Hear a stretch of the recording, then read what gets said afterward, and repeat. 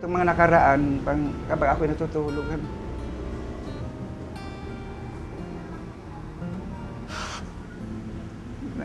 naisip ko na rin nung dahil ako may edad na kasi may hirap. Sabi ko na, naisip ko rin, sabi ko wala kong dito mga paryente, mga kamag-anak. Nilalakasan ko ng loob ko. Ha? Ha? Sino kayo? Sino kayo? Marilyn. Marilyn?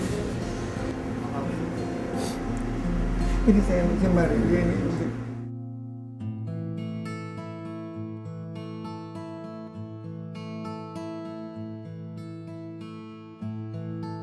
Mahirap din mag-isa pero nasanay rin ako. Inalagaan ko, naroon ng iba sa abroad. Ang dalawa, naroon sa Bulacan.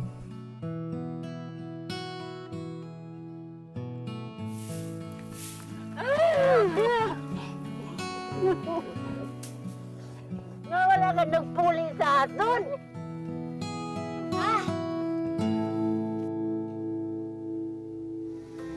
Magandang gabi, ako po si Jessica Soho. Tunghayan natin ang mga istoryang magpapaiyak, magpapangiti at magpapalukso ng ating dugo.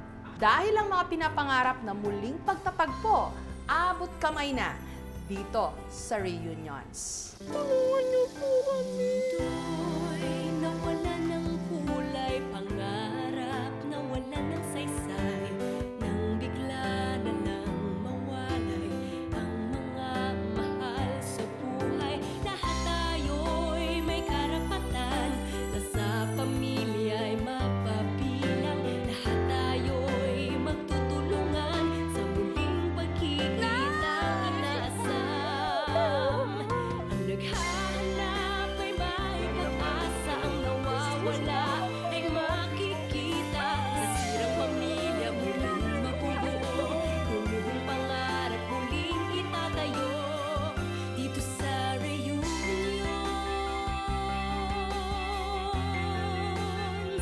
Dito sa Reunions. Susunod, 43 taon nang naninilbihan bilang katiwala sa bahay na ito sa Santa Teresita, Batangas, si Yaya Minda. Buong buhay niya, iginugol niya sa pagsiserbisyo sa pamilyang hindi siya itinuring na iba, ang pamilya Katindig.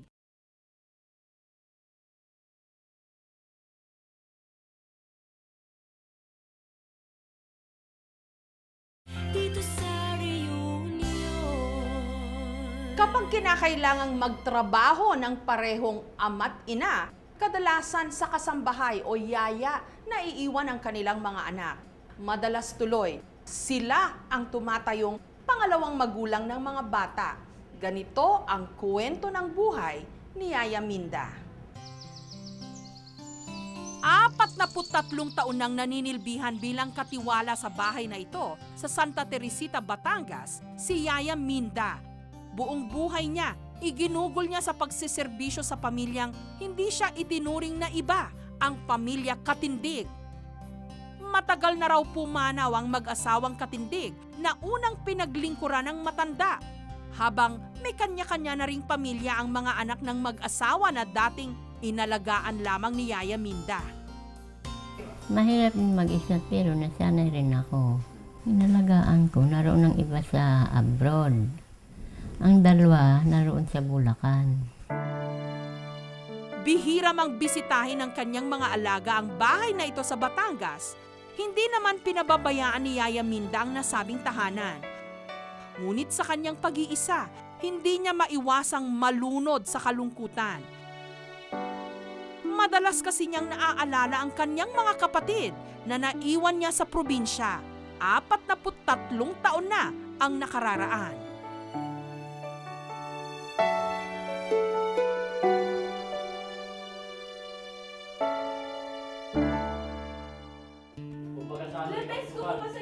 Hindi sukat akalain ni Yaya Minda na matapos pumanaw ang kanyang ina noong 1962, nagdesisyon ang kanyang ama na ipakasal siya sa lalaking hindi naman niya gusto. Matagal na, dahil 19 pa ako umalis sa amin. Bata pa ako. May nanliligaw tapos gusto nila ipakasal doon sa tao na yun ay ayaw ko naman, di ako umalis. Wala pa raw sa loob ni Yaya Minda noon ang pag-aasawa, kaya nakuha niyang sawayin ang kagustuhan ng kanyang ama. Mula Zamboanga, nag-alsa balutan siya at pikit matang tinalikuran ang kanyang pamilya. 19 anyos lang noon si Yaya Minda. Ang dalagang taga Mindanao napadpad sa Kabisayaan. Sa Dumaguete City niya nakilala ang pamilya Katindig. Magmula nung araw na yon, tuluyan na siyang naging parte ng pamilya. Hindi maikakailang malaki ang ginampanang papel ni Yaya Minda sa buhay ng pamilya Katindig. Bukod sa pagiging kasambahay, itinuring na rin daw siyang pangalawang ina ng mga anak ng mag-asawa. She's part of her family na. Kasi yun nga, ilang generasyon na rin po yung naalagaan niya, di ba? Parang ano lang yun na Yaya Minda ang tawag, but we don't treat her as Yaya. We really treat her as a family member. Hindi lingid sa kaalaman ng mga anak-anakan ni Yaya Minda ang pangungulila niya sa kanyang iniwang pamilya sa Zamboanga. At para matulungan ang matanda, naisipan nilang magpadala ng email sa aming programa. There was a silent moment sa kanya na I know she's really also thinking of ano na kaya nangyari sa mga kapatid niya? Ano na kanyang, kung may buhay pa ba? Kung may chance pa ba in her lifetime? Makikita pa ba sila o hindi na? Malaki ang pasasalamat ni Yaya Minda sa ginawang aksyon ng kanyang mga alaga. Gayunpaman, may agam-agam pa rin daw siya kung matatagpuan namin ang kanyang mga kamag-anak. Kikita ka natin ay bukid naman yung amin doon. Diyos na lamang ang nakakaalam kung ano man ang mangyari sa akin. Taong bahay man sa iniwang ari-arian ng mga Katindig, inaaliw na lamang ni Yaya Minda ang kanyang sarili sa piling ng kanyang mga kaibigan. Sanay naman ako mag-isa din eh. Ako'y makapunta lang sa aking mga kaibigan, ako'y masaya na. Yan lagi ang gusto niya makita niya, yung kanyang mga kapatid. Dahil sabi nga niya, siya ay may edad na rin. Siyempre, naawa rin naman kami sa kanya. Dahil, yun nga, hindi niya maintindihan kung patay na yung mga magulang niya, kapatid niya. Kaya nga sabi namin, dapat sana merong pagkakataong matulungan ka namin na mahanap mo paminsan-minsan yung iyong mga kapatid. Mga utod ko. Nadiri ako sa Batangas, kung sa din man kamo. Kailangan kita magkita.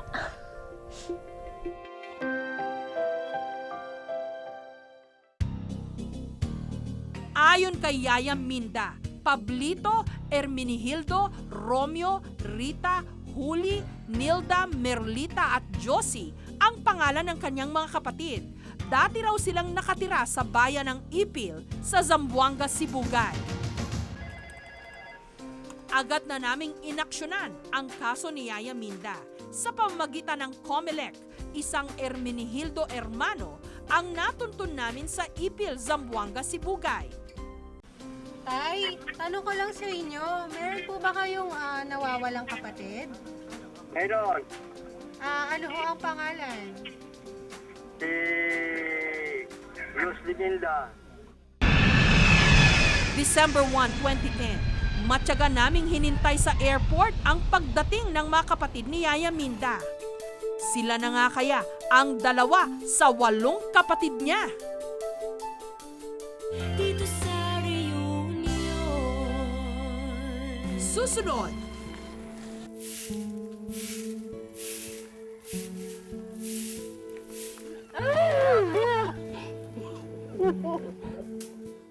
Dito sa reunion. hindi lingid sa kaalaman ng mga anak-anakan ni Yaya Minda ang 43 taon ng suliranin nito. Kaya sila na ang gumawa ng paraan mismo para magkaroon naman ng kasiyahan ang taong itinuring na rin nilang magulang. Sa kanilang kamag-anak sa Lemery, Batangas, tumuloy ang mga kapatid ni Yaya Minda na sina Mang Hermenegildo at Aling Rita. Ayon sa kanila, 9 lahat silang magkakapatid. Ngunit sa kasamaang palad, 3 sa kanila pumanaw na, habang 43 taon na raw nawawala ang kanilang kapatid na si Yaya Minda. Maliliit pa kami, ma'am. Tapos naghiwalay kami. Yan ang sabi kong masakit na masakit. Kasi hindi kami naglaki sa papa namin at saka mama namin. Napatay sila lahat. Tapos, pinatay pa ng rebelde ang kapatid namin. Yan ang pinakamasakit. Nga pagkapatay, wala siya. Di pa mi nauugasa yun siya. Asa siya nag-adto, nga nung wala na sa samo ang nagpakita. Nga kami unta, naghigog mapan sa iya. Kung nahigog ba sa samo, dapat kami po diyang pangitaon. Taong 1962 nung nagkawatak-watak ang magkakapatid na ermano. Namatay ang mama ko. Tapos, ang tatay ko na lang ang buhay. Tapos naghiwalay-hiwalay kami. Mahirap daw ang naging buhay ni na Mang Ermenihildo at Aling Rita sa probinsya. May mga pagkakataon nga raw na halos magdildil na sila ng asin. May makain lang. Ngunit hindi hamak na mas mahirap daw ang sitwasyong hindi nila kasama ang kanilang kapatid na si Yaya Minda. Tausan-tausan na pagmahal, ibigay ko sa kanya. Kahit wala kaming pera, kahit pulubi kami, magkita kami. Saka tagal sa panahon, sa taon, na hindi kami nakita. Importante sa among kasing-kasing. Nga, di ka gusto, dili importante sa imo ha. Putol di mog dugo, putol di mog tinai, putol og unod. Usara mog gigikanan, siyempre, maghigugmanay. Waring nakikiayon sa amin ang pagkakataon. Isang bayan lang kasi ang pagitan sa nakatakdang pagkikita ng magkakapatid. Mula Lemery, Batangas, 2.5 oras kaming bumiyahe papunta sa bahay ni Yaya Minda sa Santa Teresita, Batangas.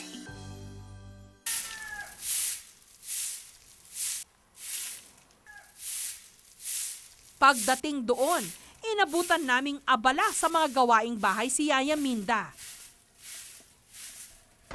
Ilang saglit pa,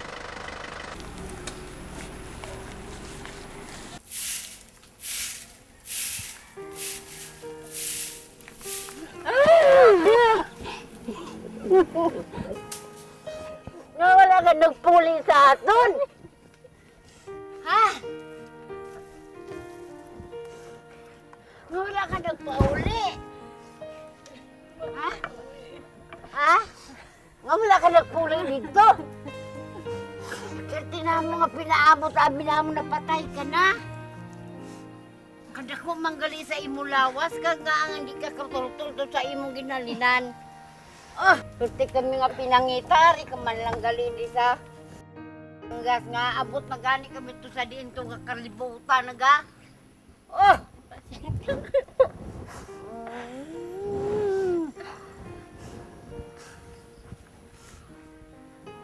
Ako gani, kati mo gali lawas iyan niya.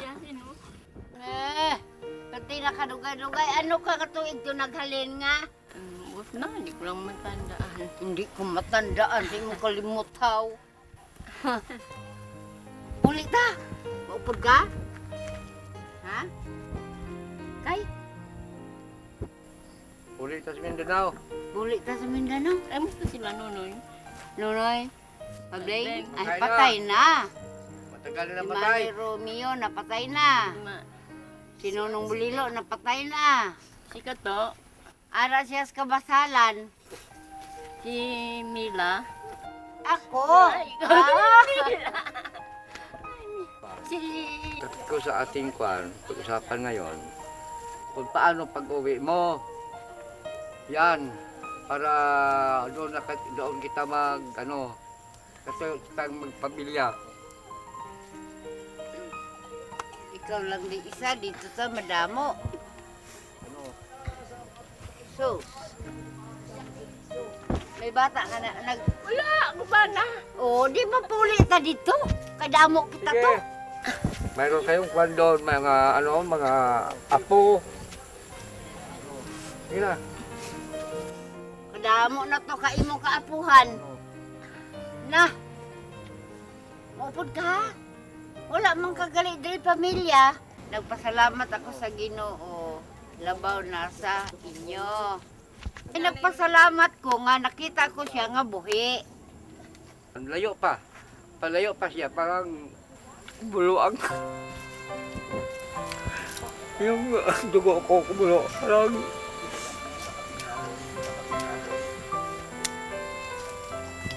buong ba? Buong hindi ko na masabi. Buong saya ko nakita ko siya. Masaya rin. Sa kawa ng Diyos, nakita kami. Kadalasang may mga nakakasalamuha tayo na hindi man natin kamag-anak, malaki ang nagiging bahagi sa ating buhay. Subalit sa bandang huli, iba pa rin talaga ang hatid ng pagmamahal ng mga tunay na kadugo.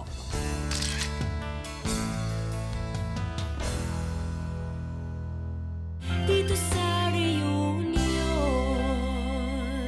Susunod, sa parlor na ito sa Binangonan, Rizal, itinuturing na reyna ng kagandahan ng 57 anyos na si Josie. Sa bawat kumpas ng kanyang brush, parang isang obra ang kanyang ginagawa. Itong mga nakaraan, kapag ako'y natutulog,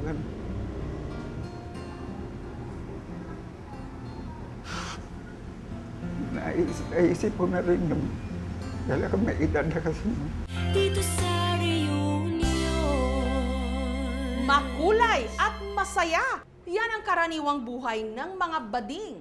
Pero sa likod ng matatamis nilang ngiti, nagkukuble ang mapait at malungkot na nakaraan na madalas ayaw na nilang balikan.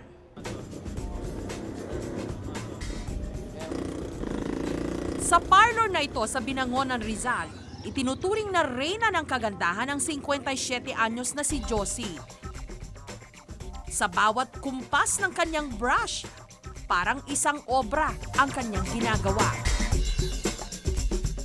Bata pa lang daw si Josie o Jose sa tunay na buhay, alam niyang naiiba siya. Alam ko na maliit pa ako. Talagang ang feeling ko talagang parang babae talaga pag mga 75% gano'n. Tapos yung ate ko hindi matanggap. Ngunit gaano man kalaya ngayon si Josie sa kanyang pagkatao, may pilit pa rin pala siyang tinatakasang nakaraan.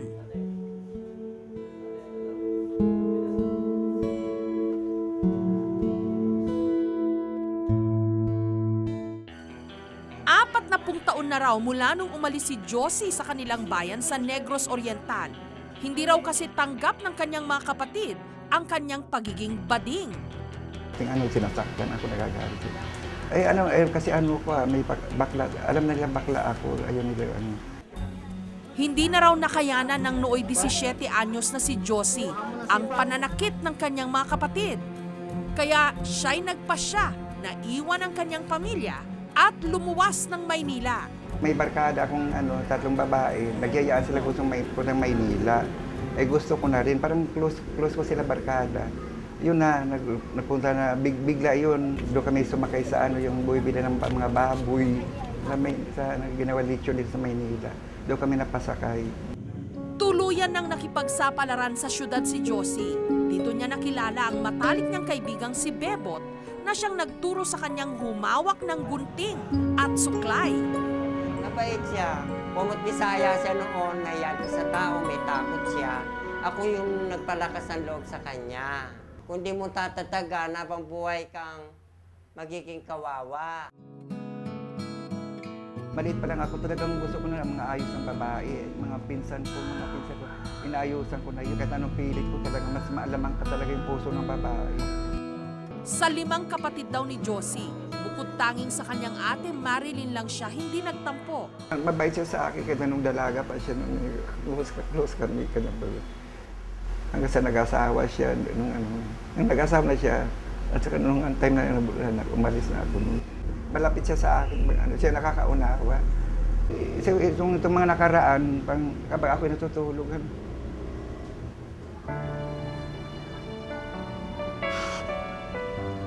naisip ko na rin yung dahil ako may edad na kasi may hirap. Sabi ko na, naisip ko rin yun. Sabi ko, wala kong dito mga paryente, mga kamag-anak. Nilalakasan ko na yung loob ko.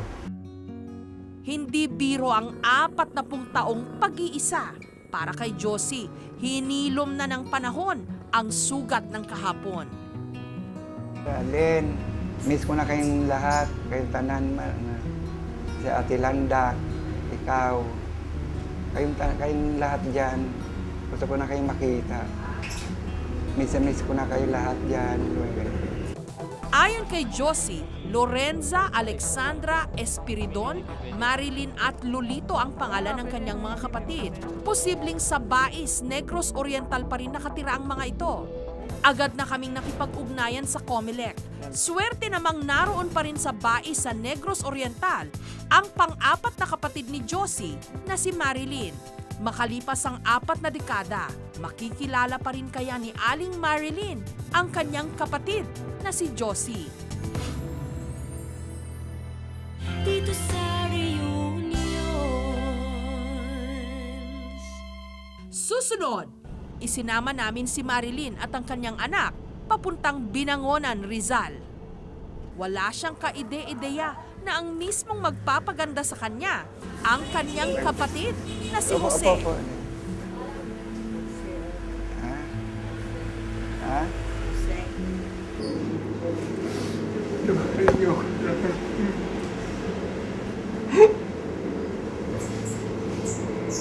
Dito sa reunions. Hindi tanggap ng ama't kapatid ni Mang Jose na siya'y bading at ito ang nagtulak sa kanya para putulin ang anumang pakikipag-ugnayan sa kanila sa probinsya. Sa kabila ng masasakit na alaala sa kanyang isipan, nananaig pa rin ang dikta ng puso na balikan ang pamilyang nilisan niya mahigit 3 dekada na ang nakararaan.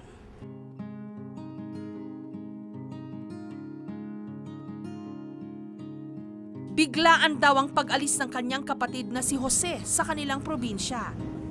Pero ang buong akala ni Aling Marilyn, babalik pa ito sa kanilang bayan. Nagbaka ng langit siya na ako nga, larga Manila. Ang bangon na akong laki, dapatan siya kung musalaag, sa magulang na akong bayay po. Tanggap daw ni Aling Marilyn ang pagiging bading ng kanyang kapatid na si Jose. Mga 10 anyos kay barkada ng mga babae, magpulungan ng buhok. Buhay pa siya ron, magkita ko, sabi kung uwi tayo sa probinsya, kay kaming dalawa na lang. Nung araw na yon, isinama namin si Marilyn at ang kanyang anak papuntang Binangonan, Rizal. Habang nasa biyahe, sinabihan namin siyang kailangan muna niyang magpaayos sa isang parlor. Wala siyang kaide-ideya na ang mismong magpapaganda sa kanya ang kanyang kapatid na si Jose. Opo. Anong gagawin natin? Blower ba? Ha? Sino kayo? Sino kayo? Marilyn? Marilyn?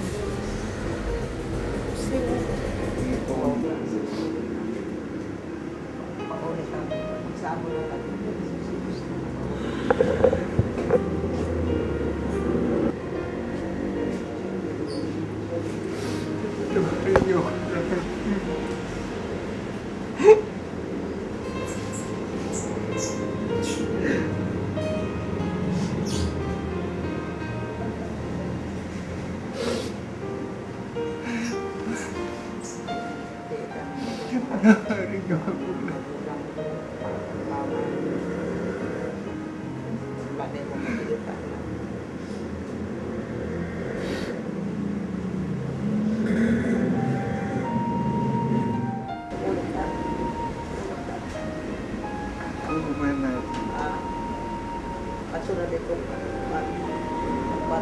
alot ba? Sa probinsya rin. Nasa sinalito daw. Kapatay na. Patay. Saan siya yan? Ang matatanda. Tanda na. Hindi, uuwi ka sa probinsya, dalawa na lang. Gusto ko nga umuwi. Wala naman ako naiipon.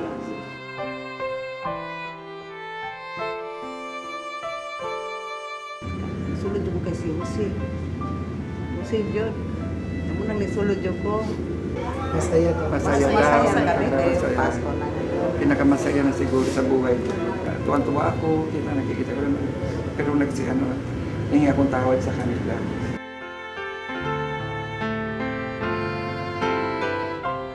Ang pagsisisi, laging nasa huli. Nagawa mang talikuran ni Josie ang kanyang pamilya. Ang importante ngayon, sa dapit hapon ng kanyang buhay, karamay na niya ang mga taong nagmamahal sa kanya ng lubusan.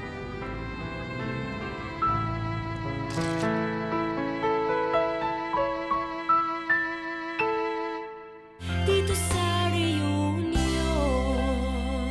Sa linggo pong ito, umabot na ng 536 ang bilang ng mga nawawala na nahanap na natin at naibalik sa kani-kanilang mga pamilya.